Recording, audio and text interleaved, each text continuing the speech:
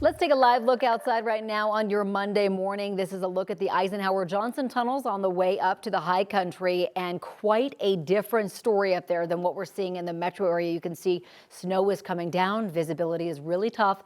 So if you're heading that way, plan for extra time.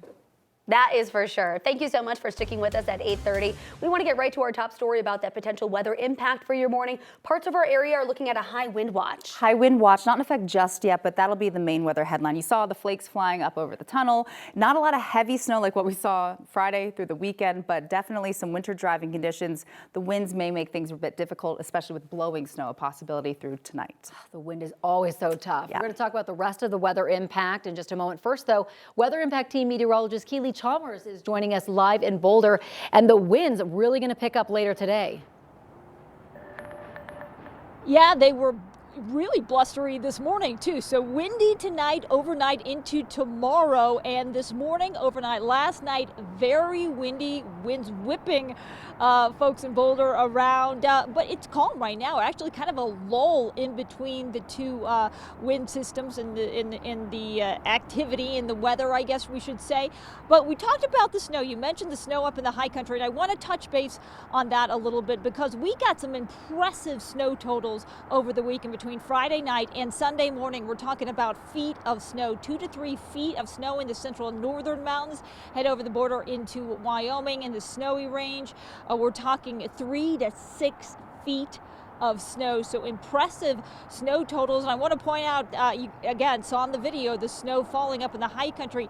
The Park Range could get another 6 inches to a foot of snow over the next several days. So very impressive snow totals. Great news for ski resorts, great news for skiers and snowboarders, but there is a potential risk, and that is when it comes to avalanche danger. We've talked about that in the past. We've talked about it throughout the snow. What's happening is we got a lot of snow, like light, fluffy, nice, soft snow, a little bit of melting, and it creates like a heavier slab, heavier layer on top of it. You add in the steep slope as well as the winds, and that's when you can get avalanche danger. Again, moderate risk right now, but we did talk to the deputy director of the Colorado Avalanche Information Center, and he said actually specifically right now is one of the times that is of highest concern.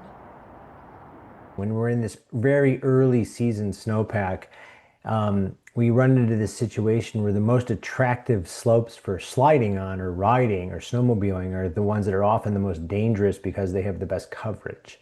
And so people are naturally drawn to the most dangerous slope because they have the best snow coverage. And of course, your safest bet is to stick to the marked trails or at least check conditions ahead of time if you're heading into the backcountry. I also want to point out an interesting statistic. Colorado's statewide snowpack went from 41% of median on Thursday to 73% of median when the storm was done by Sunday. That is a 32% increase in just a matter of 3 days. And again, as we mentioned, there's more snow to come up in the high country. Always good news.